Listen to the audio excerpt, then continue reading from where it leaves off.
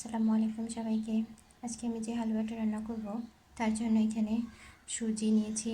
সুজিকে আমি দুধ দিয়ে 10 মিনিট ভিজিয়ে রেখেছিলাম।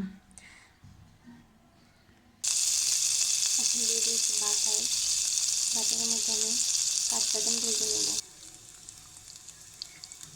বাদামটা আমার ভাজা হয়ে গেছে, এখন দিয়ে ফেলবো। এখন বাটারের মধ্যে দিয়ে দেব ভিজিয়ে রাখা সুজি। সুজিটাকে আমি ভালোভাবে ভেজে নেব।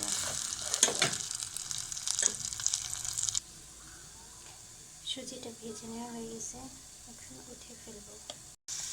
এখন একটা প্যান বসিয়ে দিয়েছি, তাতে দিয়ে দিয়েছি চিনি আর বাটার। চিনিটাকে আমি ক্যারামেল করে দেবো। ক্যারামেলটা রেডি। এখন দিয়ে দেবো আগে থেকে ভেজে নেওয়া সুজিটা। এখন দিয়ে দেবো সামান্য লবণ। সমস্ত উপকরণ ভালোভাবে মিশিয়ে নেব। কাঠবাদাম দিয়ে মিষ্টি পুরি, তার জন্য আমি এখানে একটা ময়দার খামি করে নিয়েছি।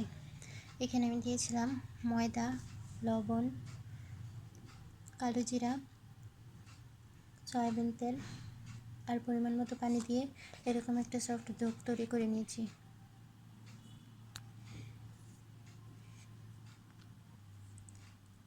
এখানে আছে রান্না করা হালুয়া। এখন আমি হালুয়ার মধ্যে দিয়ে দেব কাঠবাদাম কুচি, দিয়ে ভালোভাবে মিশিয়ে নেব।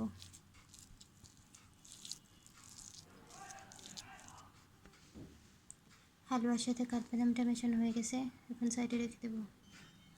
এখানে আছে সয়াবিন তেল আর ময়দা।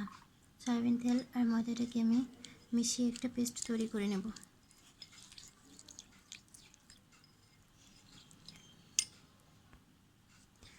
ময়দার পেস্টটা তৈরি করা হয়ে গেছে। ময়দার খামি থেকে আমি একটা লেচি কেটে এরকম ছোট একটা রুটি বেলে নিয়েছি। এখন দিয়ে দিব ময়দার তেলের পেস্টটা, দিয়ে পুরোটা রুটিতে মিলিয়ে নেব। এখন ভাঁজ দিয়ে নেব।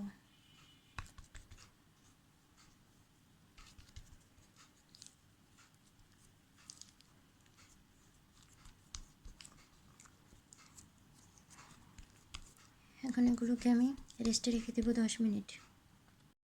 এখন আমি কাঠবাদামের পুরটা রুটি মাঝখানে দিয়ে দেব, আর এটাকে এভাবে টেনে টেনে ফোল্ড করে নেব।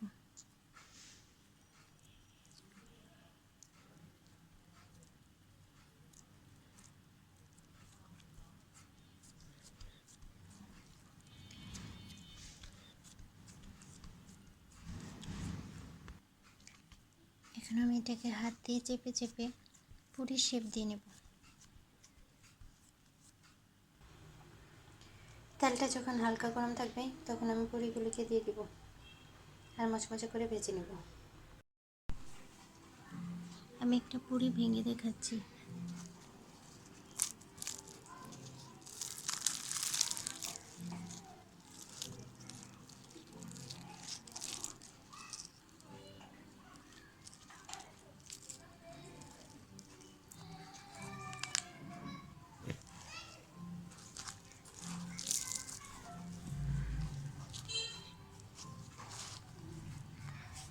আপনারা বাসায় অবশ্যই ট্রাই করবেন।